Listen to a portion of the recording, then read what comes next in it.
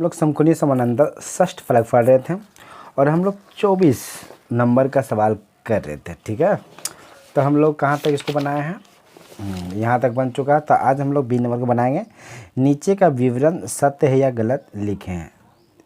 घन के प्रत्येक भुजा की लंबाई यदि 2 गुनी कर दी जाए तो घन का आयतन प्रथम घन का 4 गुना होगा। क्या यह सत्य है कि गलत है? चलिए इसको प्रमाणित करते हैं। ठीक है, यानी आयतन प्रथम जो घन है उसका आयतन से वही पता करना है। तो चलिए इसको मान के बनाएंगे। क्या करेंगे, मान के बनाते हैं। ये बी नंबर का है, बी का 1। तो देखिए हम क्या करेंगे, पहले हम मानेंगे। माना कि प्रथम जो घन है उसका भुजा हम ए मान लेते हैं। ठीक है, घन की जो भुजा है उसको हम क्या करते हैं, ए सेंटीमीटर उसको मान लेते हैं, सबसे बढ़िया रहेगा। ठीक है, अब इसका हम क्या करेंगे, आयतन निकाल लेते हैं। ठीक है, यानी प्रथम घन का आयतन क्या हो जाएगा, ए क्यू घन सेंटीमीटर। ठीक है, अब क्या करेंगे, दूसरा जो घन है उसमें क्या बोल रहा है, 2 गुना कर दिया जाए। यहाँ पर क्या बोल रहा है, यहाँ बोल रहा है 2 गुनी कर दिया जाए। ठीक है, अब उसको 2 गुनी कर देते हैं, लिखेंगे। अतः दूसरी जो भुजा है, दूसरी जो घन है, दूसरी घन का जो भुजा होगा, जो भुजा है 2 गुना है, मतलब 2 गुनी है, यानी ए का 2 गुना। जो प्रथम घन की जो भुजा है उसका 2 गुना, यानी प्रथम भुजा की जो है ए है, इसका 2 गुना हो गया ना, 2a 2 गुना कर दिया। तो इसको हम क्या करेंगे, 2a। ठीक है, 2a सेंटीमीटर हो जाएगा। ठीक है, और इसका भी आयतन निकाल देते हैं।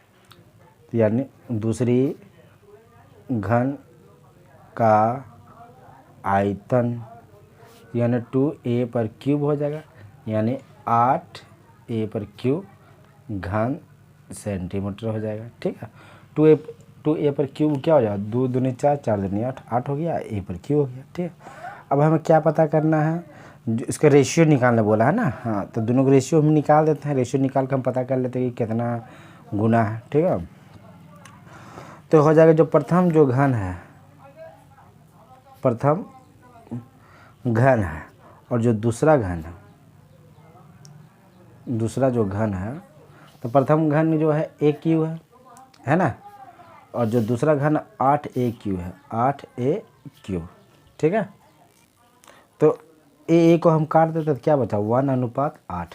तो यानी प्रथम जो घन और जो दूसरा घन जो बनेगा, जो 2 गुना है, ये 8 गुना है। यहाँ सवाल में क्या बोल रहा है, सवाल में बोल रहा है 4 गुना होगा।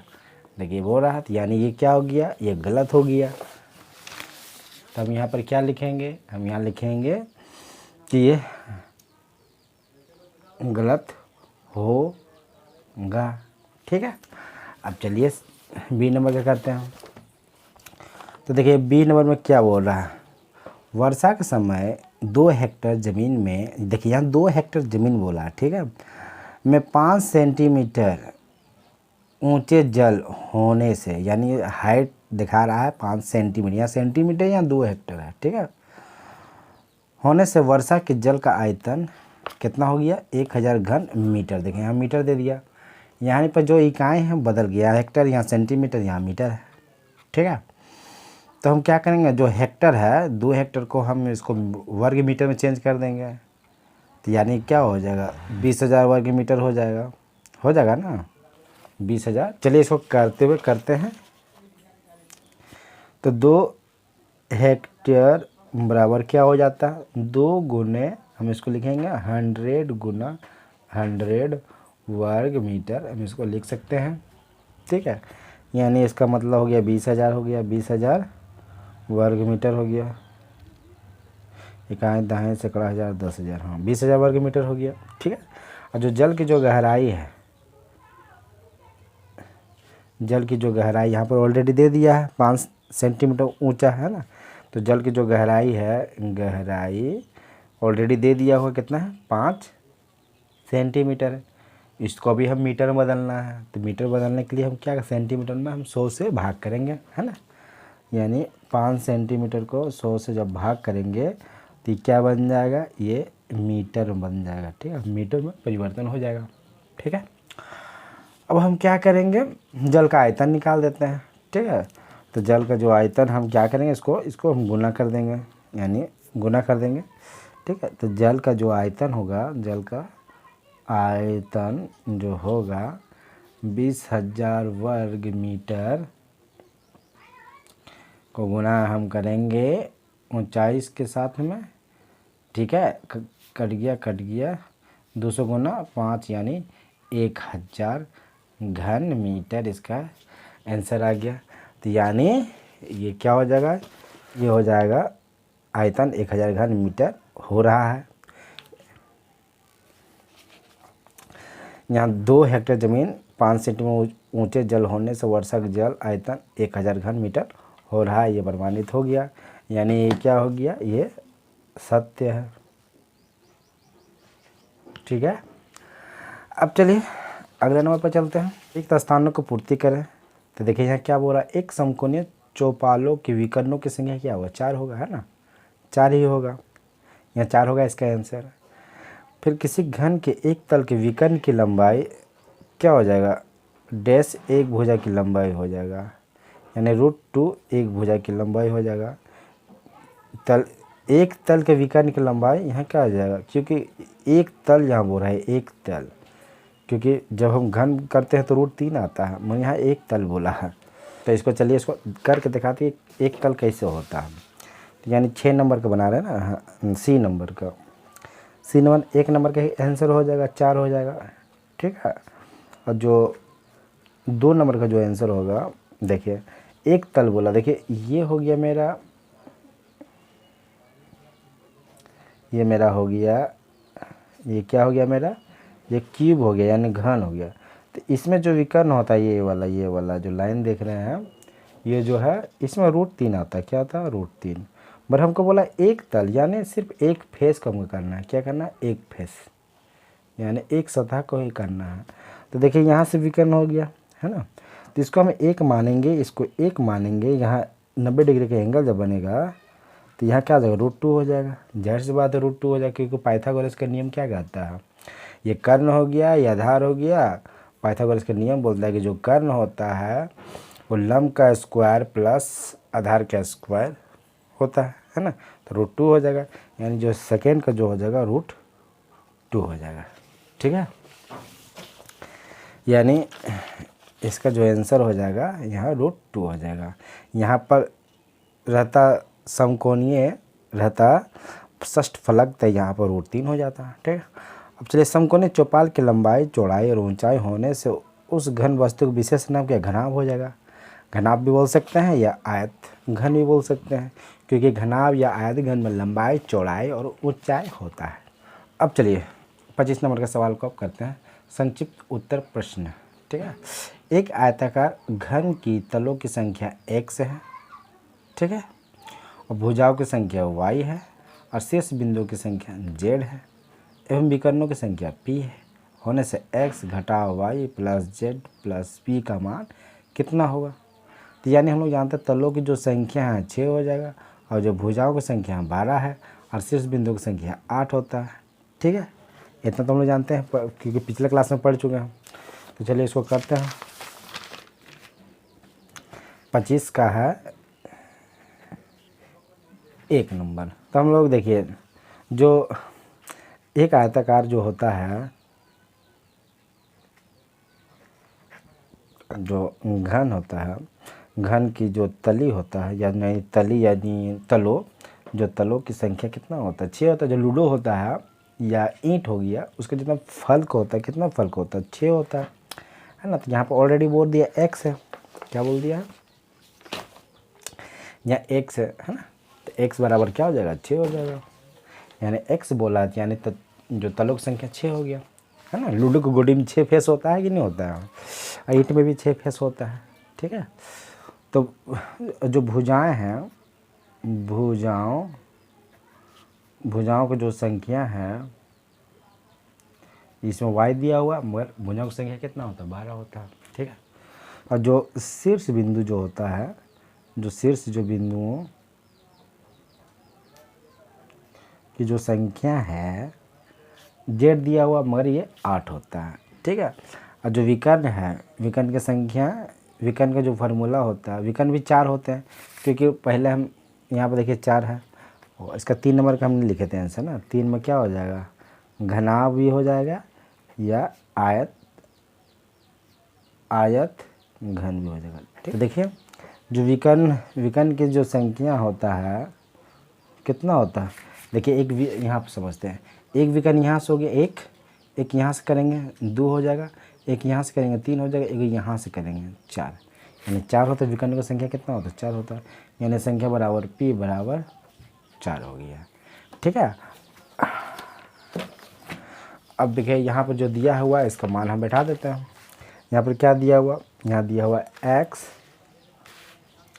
x घटा y जो z प्लस p दिया हुआ, तो x का मान 6 है, y का मान 12 है, z का मान 8 है, p का मान 4 है, यानी 8 4 12 हो गया, 12 6 18 हो गया, 18 में 12 घटा देंगे तो कितना हो जाएगा 6।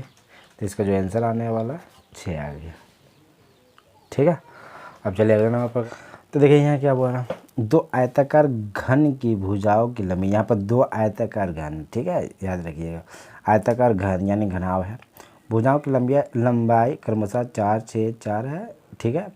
एवं जो दूसरा वाला है 8 ब्रैकेट में 2h - 1 2 इकाई हो, तो यदि दोनों का घनफल समान हो, यानी दोनों प्रश्न अनुसार समान कर देंगे और उसमें h का मान निकालना। बहुत ईजी सवाल है, उसको कर लेते हैं, ज़्यादा भारी नहीं है, ईजी है। 2 नंबर का सवाल है ना, तो प्रश्नानुसार कर लेते डायरेक्ट। प्रश्नानुसार यहाँ पर 2 जो है, जो 2 आयताकार घन हो, क्या आयतन समान है, तो समान कर देते हैं। तो यानी क्या बोल रहा है 4 6 4, ये हो गया लंबाई, ऊंचाई और चौड़ाई हो गया, ठीक है, बराबर है 8 गुना 2h घटा 1 गुना 2, ठीक है। यहाँ ऑलरेडी बोल दिया है इसलिए हम वही किए हैं, ठीक है। यहाँ पर देखिए ये हो गया पहला घनाव का, ये दूसरा घनाव का, ठीक है। तो ये दोनों बराबर कर दिए। अब इसमें h का मान निकालना, तो क्या हो जाएगा, देखिए इसको हम ये दोनों इसको नीचे लेके चलाते हैं, या 4 गुना 6 गुना 4 बटा ये इसके नीचे चलाया, ये बच गया 2h - 1, इसको काट देते हैं 4 दूनी 8, ये इसको 2 बार में काट दिए, इसको 1 बार में काट दिए, क्या बचा 6 बचा, 6 बराबर 2h घटा 1, इसको ये साइड में लेके आएंगे तो 6 + 1 हो जाएगा 2h हो जाएगा, यानी ये क्या हो जाएगा 7 बराबर 2h, है ना। तो इंटरचेंज कर देते हैं, यानी h बराबर क्या हो जाएगा 7/2, इसके नीचे चला है तो इसको इस साइड में लिख दिया, इसको ये साइड में, यानी h बराबर क्या हो जाएगा 3.5 हो जाएगा, ये इसका आंसर है, ठीक है। तो चलिए अगला नंबर पर चलते हो। तो चलिए अब 3 नंबर सवाल में, यदि किसी घन की प्रत्येक भुजा की लंबाई 50% बढ़ा दी जाए तो घन का समग्र तल का क्षेत्रफल कितना प्रतिशत बढ़ जाएगा, याद करके दिखाइए। तो यहाँ पर सिर्फ बोल दिया 50% बढ़ गया है, यहाँ कुछ दिया हुआ नहीं, तो मान के करेंगे, तो इसको भी ये मानेंगे, ठीक है। चलिए करते हैं इसको, 3 नंबर का सवाल है ना। तो हम यहाँ 50% बोला भुजा बढ़ाने के लिए, तो पहले भुजा मान लेते हैं। माना कि जो घन की जो भुजा है a सेंटीमीटर कर देते हैं, ठीक है, a सेंटीमीटर है, ठीक है। तो इसका समग्र तल का क्षेत्रफल क्या हो जाएगा, वही 6 गुना भुजा स्क्वायर, समग्र तल का क्षेत्रफल 6 गुना a स्क्वायर हो जाएगा, भुजा स्क्वायर ये है, ठीक है, यानी 6a स्क्वायर वर्ग सेंटीमीटर, ठीक है। अब हो रहा है कि 50% की वृद्धि कर दिया जाए, देखिए यहाँ पर ऑलरेडी दिया 50% का बढ़ा दिया जाए तो समग्र तल का क्षेत्रफल में कितना प्रतिशत की वृद्धि होगा, तो 50% इसको हम बढ़ा देते हैं, ठीक है। तो हम लिखते हैं, क्या लिखेंगे, अब जो घन है, जो घन की जो भुजा है, क्या करेंगे, भुजा को 50% बढ़ा देते हैं, 50% बढ़ा दी जाए। ठीक है, तो 50% बढ़ाते हैं, उसके बाद में उसको जोड़ेंगे कि कितना होता है। ठीक है, तो हम 50% पहले हम निकाल लेते हैं। तो a गुना 50% क्या होता है, 50 दूनी 100 यानी a/2 होता है। ठीक है, अब जो नया जो भुजा आने वाला है, जो नया भुजा है, नया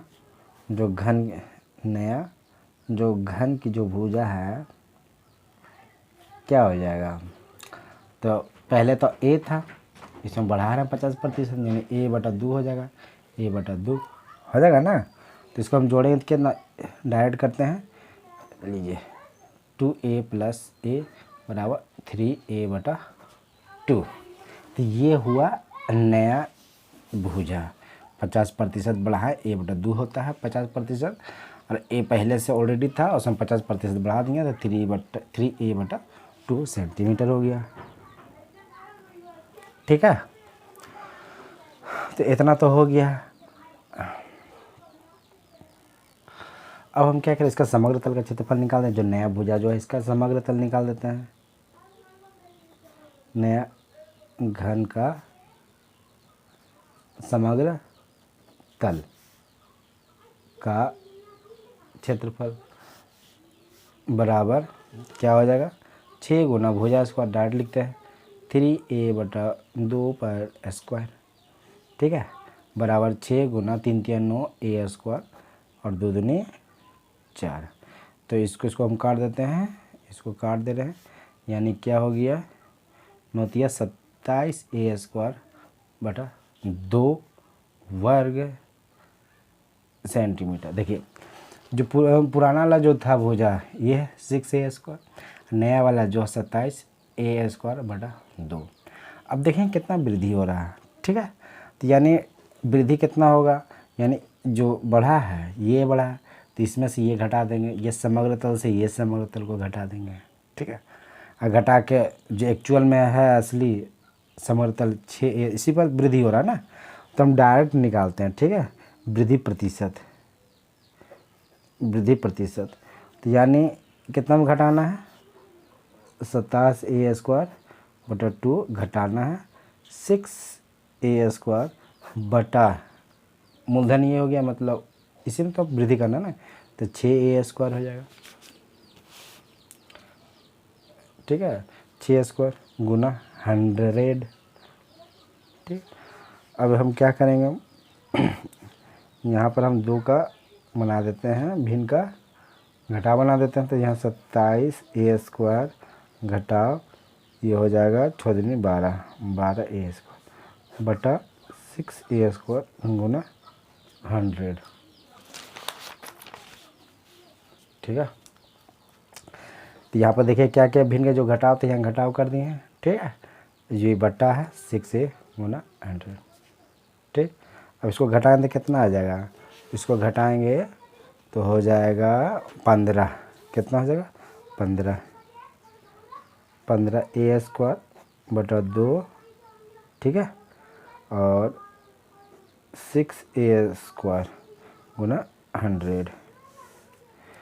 अब देखिए यहाँ कुछ नहीं है, तो यहाँ पर हम बट्टा 1 लिख सकते हैं, और जैसे हम इसको भाग करेंगे, भाग से गुना करेंगे, ये ऊपर चल जाएगा, ये नीचे चला गया, तो हम यहाँ पर जो प्राप्त होगा, हमें प्राप्त होगा 15a स्क्वायर बटा 2 गुना हो जाएगा, ये ऊपर चल जाएगा, ये नीचे आ जाएगा, यानी 1/6a स्क्वायर गुना 100। ठीक है, अब देखिए a स्क्वायर कट गया, 3 का पहाड़ा में 3 दूनी 6 हो गया, ये हो गया 3 × 5 = 15 हो गया ना, 3 × 5 = 15। अब इसको 2 काट देते हैं 50 बार में, इसको काट देते हैं 25 बार में, क्या बचा, यहाँ 5 बचा, यहाँ 25 बचा, यानी 5 गुना 25 बराबर 125%। ये इसका फाइनल आंसर है। ठीक है, इसको आप इस तरह करके बना सकते हैं। यहाँ पर जो देख रहे हैं कि 6a² बटा 1 कर सकते हैं, नीचे 1 बैठा सकते हो, ऊपर नहीं बैठा सकते हैं। नीचे बैठाने से कोई परिवर्तन नहीं होगा, इसलिए बैठाया। और ये जो था ये भाग का सिग्नल है, यानी बटा जो भाग, जब इसको चेंज किया तो ये नीचे वाला ऊपर चल जाएगा और ऊपर वाला नीचे चला आएगा। ठीक है, तो इसका आंसर क्या हो गया? 125%। अब चलिए 4 नंबर का सवाल कर। ये रहा 4 नंबर का सवाल।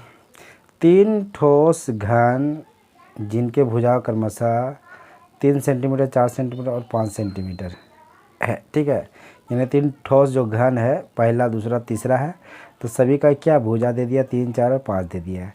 इन तीनों का गलाकर, यानी तीनों का हम गलाकर एक नया ठोस घन तैयार करेंगे। ठीक है, तो जो नए घन की जो प्रत्येक भुजा की लंबाई कितना होगा, जब इन तीनों को गला के हम एक मिला देंगे तो जो घन की जो भुजा होगा, जो नया वाला जो घन बनेगा, तो उसका भुजा पूछा कि कितना उसका भुजा की लंबाई है। ठीक है, तो इसको हम कर लेते हैं, इसको ए मान लेते हैं। जो जब तीनों को हम गलाएंगे, ठीक है, तीनों का आयतन हम जब गला के एक मिलाएंगे तो एक बड़ा वाला घन प्राप्त होगा। ठीक है, तो उसका भुजा हम मान लेते हैं कैपिटल ए मान लेते हैं। ठीक है,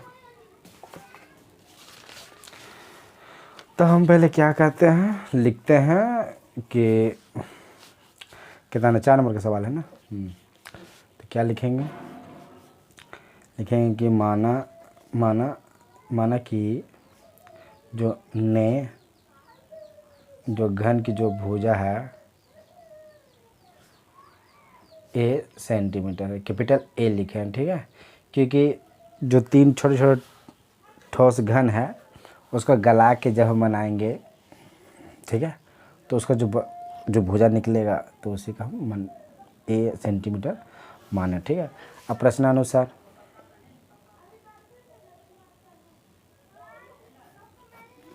ठीक है, तो प्रश्नानुसार जब गलेगा तो क्या प्राप्त होगा?